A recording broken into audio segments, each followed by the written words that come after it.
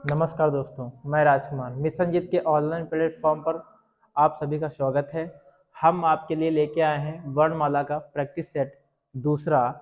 हम इसके पहले प्रैक्टिस सेट फर्स्ट में आपको कुछ प्रश्नों और उनकी बारे में अच्छे से मैंने आपको सिखाने का प्रयास किया था। आज फिर हम पुनः हिंदी वर्णमाला से प्रैक्टिस सेट सेकंड में कुछ क्वेश्चन दिए गए हैं जो लगभग विभिन्न प्रतियोगी परीक्षाओं में पूछे जा चुके हैं और संभवतः इन प्रश्नों को आगे की परीक्षाओं में आने के भी बहुत ज़्यादा चांसेस हैं। ठीक है, इसमें आप देखेंगे पहला क्वेश्चन कह रहा है हिंदी शब्दकोश में अन और आह किस वर्ण के साथ आता है। तो यहाँ पे लिखा है अन और आह किस वर्ण के साथ आता है। ठीक है, तो आप क्या देख पा रहे हैं, अन और आह। तो सबसे पहले सिंपल सी बात है, जैसे अगर आपको अन लिखना होता है तो पहले आप आ बनाते हैं, तब आप बिंदी लगाते हैं, तब ये अन बनता है, अर्थात ये अनुस्वार बनता है। ठीक है, तो उसके बाद में जब आह करते हैं अर्थात ये विसर्ग लगाते हैं तो पहले तो आ बनाएंगे ना, आ बनाने के बाद ही तो विसर्ग लगाएंगे। तो अन और आह के कह रहा कि अन और आह किस वर्ण के साथ आता है, तो वो आपका किसके साथ में आएगा। तो समझिए अगर ये बिंदी हटा दें, ये विसर्ग हटा दें, तो आपका क्या बच रहा, आ बच रहा है ना। तो इसमें जो आपका राइट आंसर है वो है बी ऑप्शन। ठीक है, बाकी आपके गलत रहेंगे। उसके बाद दूसरा क्वेश्चन कहता है कौन सा व्यंजन स्पर्श संघर्षी है। तो स्पर्श संघर्षी जल्दी से बताएंगे, स्पर्श संघर्षी कमेंट कर दीजिएगा। देखिएगा आप लोगों के लिए हमारी मिशन जी टीम जो है वो बहुत ही निरंतर प्रयास कर रही है। आपके उज्जवल भविष्य की कामना करते हुए आपको एक अच्छी सफलता के लिए हमेशा प्रयासरत है और प्रयासरत रहेगी। तो कृपया सभी लोग कमेंट जरूर करिए और वीडियो को लाइक करें, शेयर करें और हमारे चैनल को अगर आपने अभी तक सब्सक्राइब नहीं किया है तो कृपया सब्सक्राइब जरूर कर दें। ठीक है, कौन सा व्यंजन स्पर्श संघर्षी है। तो इसमें आप देख पा रहे हैं जा, रा, हा और सा। तो सबसे पहले आपको हमने एक मेथड बताया था कि आपको अगर सही उत्तर की पहचान करना है तो सबसे पहले आप गलत चीज को पकड़िए। ठीक है, यहाँ पे मैं गलत वैसा नहीं बोल रहा हूँ कि आपको गलत ही पहले देखना है, आपको अच्छाई ही देखनी है समाज में रह करके, लेकिन मैं प्रश्न की बात कर रहा हूँ। ठीक है डियर स्टूडेंट, तो प्रश्न में आप पहले गलत आंसर को अगर आप चूज कर रहे हैं तो खुद ब खुद आपका राइट आंसर क्या है, सही विकल्प क्या है, वो आपके सामने प्रत्यक्ष रूप में आ जाएगा। तो यहाँ पे आप क्या देख पा रहे हैं कि यहाँ पे जो रा है और हा है और शाह है। तो शाह जो है ये आपका मूर्धन्य है, मूर्धन्य व्यंजन है, लेकिन ये है क्या, ये सा और शाह मतलब शाह शाह शाह हा इसका मेल है, अर्थात ये उस संघर्षी व्यंजन हो गया। ये तो संघर्षी तो है, मैंने माना कि ये संघर्षी तो है लेकिन स्पर्श संघर्षी नहीं है। जबकि मैंने आपको स्पर्श व्यंजन हम आपको बताए हैं, जो स्पर्श व्यंजनों की संख्या है वो कितनी है, 25 है, जो कि आपकी क, च, ट, त, प इन वर्ग के अंतर्गत आती है। ठीक है, क, च, ट, त, प। अब देखो का के अंतर्गत क्या आपका सा आता है, नहीं आता है, गलत है ये। क्या आपका हा आता है, हा तो आपका क्या है, ऊष्म संघर्षी व्यंजन है। ये और ये दोनों ऊष्म संघर्षी, इसलिए ये दोनों ऑप्शन गलत हो गए। आपका जो रा है ये अंतस्थ व्यंजन है, इसलिए ये संघर्षी है किंतु ये स्पर्श संघर्षी, सॉरी ये स्पर्श संघर्षी नहीं है। ठीक है, ये अंतस्थ व्यंजन है, ये संघर्षी है किंतु स्पर्श संघर्षी नहीं है, क्योंकि ये ना तो आपका का वर्ग के अंतर्गत आएगा, ना चा वर्ग के अंतर्गत आएगा, और ना टा के अंतर्गत आएगा, ना ता के, और ना ही पा के अंतर्गत आएगा। जो वर्ण इन वर्गों के जो वर्ण इन वर्गों के अंतर्गत आते हैं वही आपके स्पर्श संघर्षी व्यंजन कहलाते हैं। तो यहाँ पे आपका जो जा है देखिए, चा छा जा इसके अंतर्गत आ रहा है, तो ये ऑप्शन आपका बिल्कुल सही है। तीसरा क्वेश्चन देखेंगे, भाषा विज्ञान की दृष्टि से ऊ किस प्रकार का स्वर है। दोस्तों आपसे थोड़ा यहाँ पे हम बात करना चाहेंगे, वहां पे थोड़ा डाउट है। इसके जो पिछली वीडियो मेरी रही है वर्णमाला प्रैक्टिस सेट फर्स्ट की, उसमें आपका जो 14 क्वेश्चन है, तो 14 क्वेश्चन में बाय मिस्टेक हमसे थोड़ा मिस्टेक हुआ है। वहां पे आप ध्यान दीजिएगा कि जो ऊ है, ऊ कह रहा है कि किस प्रकार का व्यंजन है, तो वहां पे जो ऑप्शन आपको मैंने बताए थे कि जो ऊ और ऊ, वहां पे था कि पस्त स्वर कौन है, तो आप ध्यान दीजिए जो ऊ और ऊ है ये आपके पस्त स्वर के अंतर्गत आते हैं। ठीक है, पस्त स्वर के अंतर्गत आते हैं। इसमें कह रहा है कि भाषा विज्ञान की दृष्टि से ऊ किस प्रकार का स्वर है, तो आप देख रहे हैं पस्त स्वर विवृत है, गलत है, क्योंकि ये विवृत नहीं है। मतलब पश्च तो है किंतु ये विवृत के अनुसार नहीं है। इसमें दो चीजें दी है, पश्च विवृत, अग्र संवृत, अग्र विवृत और पश्च संवृत। तो संवृत के अंतर्गत आपका ई उ ऊ, ई उ ऊ ये आपका संवृत के अंतर्गत आता है। तो इसलिए आपका जो ये ऑप्शन है ये बिल्कुल डी ऑप्शन का सही है। ये क्वेश्चन आपका बहुत ही अच्छा है, कृपया इसको बारीकी से देख लीजिएगा और जो मैंने बताया है उसको विशेष तरीके से आप हमारे जो इसका प्रैक्टिस सेट फर्स्ट रहा है उसमें आप जाकर के अच्छे से आप वहां पे अपने क्वेश्चन को समझ सकते हैं। ठीक है, देखिएगा ये क्वेश्चन जो आपका रहा है यूजीसी नेट जेआरएफ में 2016 के एग्जाम में पूछा जा चुका है। लगभग यहाँ पे जितने भी क्वेश्चन हैं ये आपके कहीं ना कहीं से प्रतियोगी परीक्षाओं में पूछे जा चुके हैं। उसके बाद हम क्वेश्चन नंबर 4 देखेंगे। क्वेश्चन नंबर 4 कह रहा है कि निम्न में कौन द्वित व्यंजन शब्द है। तो सबसे पहले आपको मैं द्वित व्यंजन बताने से, ऑप्शन क्लियर बताने से पहले मैं बताना चाहूंगा कि द्वित व्यंजन क्या होते हैं। द्वित व्यंजन, तो द्वित व्यंजन वो होते हैं जो दो वर्णों के परस्पर मिलने से, जो दो वर्णों के समान, जहां पे दो वर्ण समान हो और एक वर्ण उसका आधा होता है तो उसको द्वित व्यंजन बोलते हैं। जैसे यहाँ पे आपको लिखना है लल्लन। अब देखो यहाँ पे ला ये भी सेम है और ये भी समान है, एक आधा है एक पूर्ण रूप से है। तो ऐसे वर्ण जो समान हो और किंतु एक वर्ण एक आधा हो और एक पूर्ण अक्षर है तो वो आपका क्या होता है द्वित व्यंजन। जैसे हमने यहाँ पे लिखा बिल्ली, बिल्ली ये आपका द्वित व्यंजन है। हमने लिखा उत्साह, उत्साह ये कि द्वित व्यंजन है क्या, ये द्वित व्यंजन है, बताइएगा द्वित व्यंजन है ना ये रागनी, नहीं है ना सोनू बताइएगा। हाँ ठीक, इसमें आपका ये द्वित व्यंजन नहीं है। क्यों, क्योंकि यहाँ पे जो ता है ये आधी है लेकिन यहाँ पे सा है, तो ता और सा का ये समान वर्ण नहीं है, अर्थात एक जैसे वर्ण नहीं है, इसलिए द्वित व्यंजन नहीं है।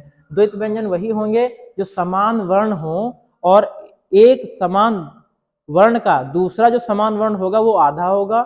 ठीक है, जिस तरह से आप देख पा रहे हैं दिल्ली में, सॉरी बिल्ली में, और आप देखेंगे जैसे दिल्ली है, बिल्ली है, लल्लन है, मम्मट है, इस प्रकार के जो शब्द होंगे उसमें आपको वो द्वित व्यंजन कहलाते हैं।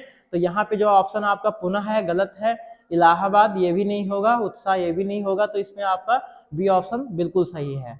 ठीक है, पांचवा क्वेश्चन कह रहा है कि जिन शब्दों के अंत में आ आता है उन्हें कहते हैं। तो आ जिन शब्दों के अंत में आता है, ठीक है, कह रहा है कि आ जिन शब्दों के अंत में आता है तो उसको हम अनुस्वार कहते हैं। अब देखिए जैसे मान लीजिए ये क्वेश्चन आपको नहीं पता है तो क्वेश्चन को उठा करके आप ऑप्शन से एलिमिनेट कर दीजिए, इसको आप मैच करा दीजिएगा।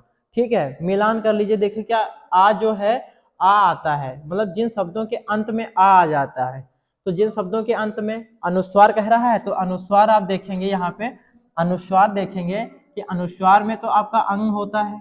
ठीक है, और अयोगवाह में देखेंगे तो आपका इस प्रकार के होते हैं, आह होगा और अन होगा तो अनुस्वार हो गया आपका। तो यहाँ पे क्या कह रहा है कि अंत में आ आता है, लेकिन अंत में तो यहाँ पे अगर देखा जाए तो आप पहले बनाओगे, अंत में तो बिंदी ही तो बच रही है, तो यहाँ पे आपका ना तो अयोगवाह होगा और ना ही अनुस्वार होगा। तो ये इसलिए ये दोनों ऑप्शन आपके गलत हो गए, ये और ये। बचा अंतस्थ, तो आ अंत वो शब्द जो होते हैं अंत में आ आता है, ऐसे शब्द जिनके अंत में आ आता है वो अंतस्थ होंगे नहीं, क्योंकि अंतस्थ में तो आपका या व रा ला आता है, इसमें आ की तो कोई बात ही नहीं, तो आपका ये भी गलत हो गया। बचा क्या आपका अकारांत, अर्थात जिन शब्दों के अंत में आ आए उन्हें हम अकारांत शब्द कहते हैं। ठीक है, क्वेश्चन नंबर 6 है भाषा निर्माण की इकाइयों का सही क्रम क्या है। यह क्वेश्चन आपका यूजीसी नेट जेआरएफ 2014 में पूछा गया है। JRF UGC NET national eligibility test, राष्ट्रीय शिक्षक पात्रता परीक्षा। जेआरएफ का मतलब होता है जूनियर रिसर्च फेलोशिप। ठीक है, आपको पता है कि भाषा विज्ञान की भाषा निर्माण की इकाइयों का सही क्रम क्या है। तो भाषा जो है वो इसकी स्टार्टिंग कहाँ से होती है, क्या सबसे पहले शब्द से होती है? तो आप देख रहे हैं मैंने पिछली वीडियो में वर्णमाला, जहाँ पे आपको मैंने फर्स्ट वीडियो मेरी है वहाँ पे मैंने आपको बता रखा है कि वर्णमाला जो है सबसे पहले वर्ण आता है, सबसे पहले वर्ण आता है। वर्ण को हम ध्वनि भी कहते हैं, ठीक है, ध्वनि कहते हैं। अक्षर और वर्ण इनमें विशेष अंतर नहीं है। तो यहाँ पे तो शब्द पहले दिया है और आपका ध्वनि बाद में है। तो पहले तो शब्द थोड़ी आ जाएगा डायरेक्टली, पहले तो हम किसी शब्द को पढ़ने के लिए पहले हम वर्ण पढ़ते हैं ना, वर्ण पढ़ते हैं, वर्णमाला पढ़ते हैं, उसके बाद शब्द पढ़ते हैं। तो आपका ये ऑप्शन तो गलत है। उसके बाद देख रहे हैं कि शब्द, इसमें भी शब्द पहले है, छोड़ दीजिएगा, ये नहीं होगा। ध्वनि, हाँ ये देखिए मिल रहा है आपका ध्वनि, ध्वनि आया, ध्वनि के बाद में तब आपका शब्द बनाओगे, शब्द के बाद पद बनाओगे, पद के बाद में आपका वाक्य बनेगा, बल्कि शब्द पहले नहीं आएगा। अगर शब्द पहले आया फिर वाक्य बना तो इसका मतलब जो ध्वनि अर्थात जो भाषा की सबसे छोटी इकाई है, तो सबसे छोटी इकाई की तरफ से हम दे चलेंगे ना। यहाँ पे ध्वनि देख रहे हैं तो ये सबसे छोटी इकाई है। तो इसके बाद में फिर क्या आएगा, जैसे वर्ण, आपने वर्ण लिया, जैसे का, ये वर्ण है, ये वर्ण है। आपने फिर दूसरा शब्द बनाने के लिए आपने क्या किया, ये कमल बन गया। तो पहले आपको डायरेक्टली कमल थोड़ी सीख लिए होंगे, बताइएगा। सबसे पहले अगर आपको सिखाया होगा किसी शिक्षक ने आपको प्रारंभिक शिक्षा के अंतर्गत, तो उसमें आपने क्या सीखा था, सबसे पहले तो आपने वर्ण ही सीखा होगा। क्यों, वर्ण के बाद ही तो आपने सीखा है कि शब्द कैसे बनता है। तो आप जब शब्द बनाना सीख गए तो आपको पद बनाना आ गया, जब पद बनाना आ गया तो आप सेंटेंस बनाने लग गए, ठीक है, अर्थात वाक्य बनाने लग गए। तो इसलिए इसका जो ऑप्शन है वो सही है। जब कभी आपसे पूछे कि भाषा निर्माण की इकाइयों का सही क्रम क्या है, तो बताएंगे पहले ध्वनि आएगा, फिर शब्द आएगा, फिर पद आएगा, फिर वाक्य आएगा। अब हम चलते हैं क्वेश्चन नंबर 7। तो देखिएगा बहुत अच्छा क्वेश्चन, बड़ा ही शानदार क्वेश्चन, जो कि आपका बीएड एंट्रेंस एग्जाम में पूछा जा चुका है। निम्नलिखित में से कौन स्वर नहीं है? देखिएगा समझने की बात है।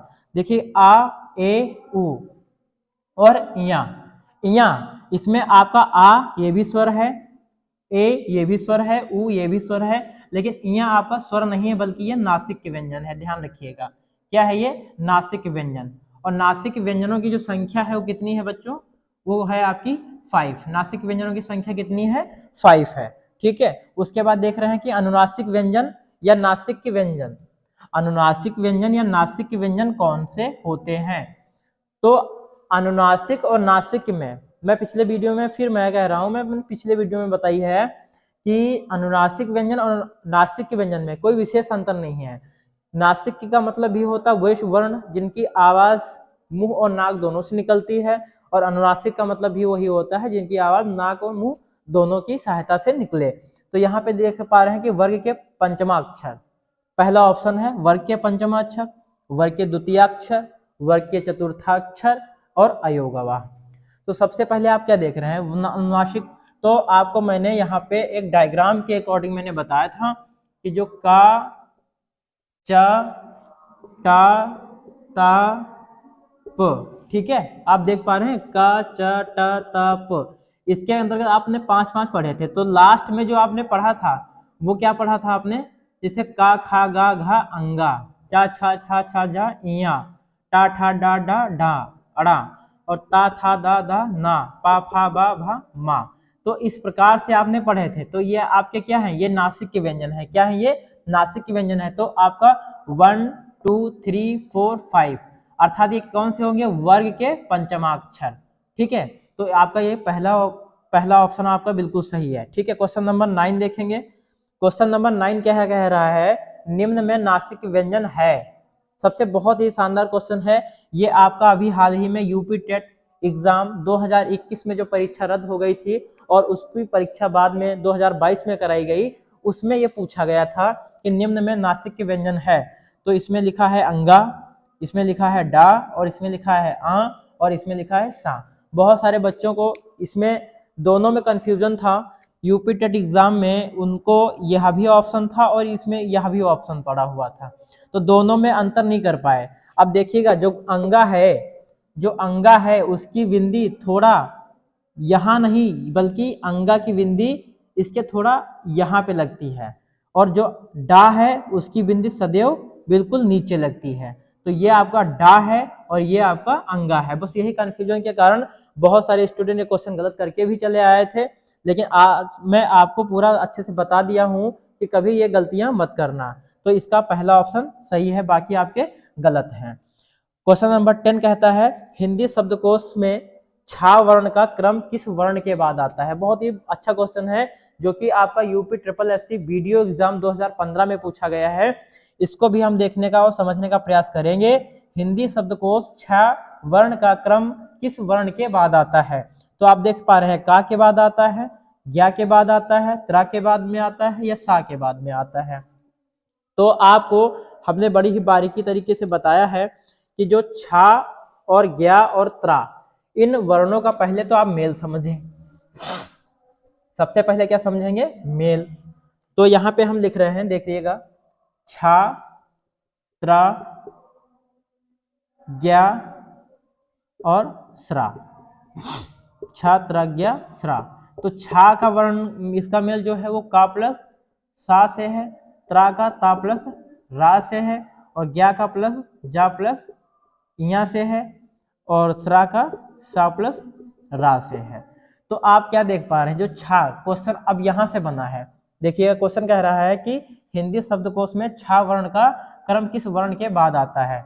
तो का के बाद में आता है, क्रम के बाद में बोल रहा है, क्योंकि जब आप का कक बोलेंगे ना, कक्षा, तभी तो इसका उच्चारण निकलेगा, कक्षा, ठीक है। या आप बोलेंगे ज्ञा के बाद में निकलेगा, क्योंकि ज्ञा के बाद में तो आपका स्रा आता है, त्रा के बाद में तो आपका ज्ञा आता है, और ये कह रहा कि बाद में आता है, बाद में, ठीक है। तो ऐसा कौन सा वर्ण है जिसके उच्चारण में बाद में आपका छा का उच्चारण निकलता है। तो आप बोलते हैं ना कक्षा, सा तो इसको बहुत ही बाद में है, क्योंकि इसका उच्चारण आप यहीं से बोलते हैं कक्षा, ठीक है। जैसे हम आप क्या देखते हैं, आप छा की जब इंग्लिश लिखते हैं तो के यस यस लिखते हैं, ठीक है, यही लिखते हैं ना, के यस यस लिखते हैं। तो उसी प्रकार से यह भी जो आपका वर्ण बाद में आएगा तो वो का आएगा, अर्थात इसमें आपका ज्ञा, त्रा और शा ये तीनों ऑप्शन गलत हैं। इसका राइट आंसर है का आता है। हिंदी शब्दकोश में छा वर्ण का जो क्रम है वो का वर्ण के बाद ही आता है। अब मैं बता दूं, जैसे यहाँ पे क्वेश्चन ज्ञा से पूछ रहा है कि ज्ञा वर्ण किसके, ज्ञा वर्ण का क्रम किस वर्ण के बाद में आता है, तो क्या बताएंगे, जा के बाद आता है, सिंपल है। यदि आपसे कह रहा है कि त्रा वर्ण किस वर्ण के बाद में आता है, तो क्या बताएंगे आप, ता के बाद में आता है। यदि आपसे कोई कहता है कि स्रा वर्ण का क्रम किस वर्ण के बाद में आता है, तो सा का बताएंगे। तो इतनी बात समझ में आई। तो मैं आशा करता हूं कि यह प्रैक्टिस सेट भी आप लोगों को बहुत ही अच्छा लगा होगा, बहुत ही अच्छी तरीके से समझा होगा। तो हम ऐसे ही आपको वीडियो और अच्छे से अच्छे देते रहेंगे। बस आप थोड़ी मेरी मदद करिएगा, कृपया। आप लोग कमेंट नहीं करते हैं, थोड़ा खराब लगता है, कमेंट करिए। और ताकि हमें, जब आप कमेंट करेंगे ना, तो मुझे लगेगा कि आप मुझे अपना आशीर्वाद दे रहे हैं, ठीक है। तो मुझे सिर्फ आपके आशीर्वाद की आकांक्षा है, आपके आशीर्वाद की सिर्फ हम सराहना करते हैं। तो कृपया बने रहिएगा हमारे यूट्यूब चैनल मिशन जीत पे। मिलते हैं आपको एक नई ऊर्जा और नई चेतना के साथ में। तब तक सभी भाइयों बहनों को मेरा ढेर सारा प्यार, नमस्ते, प्रणाम, जय हिंद।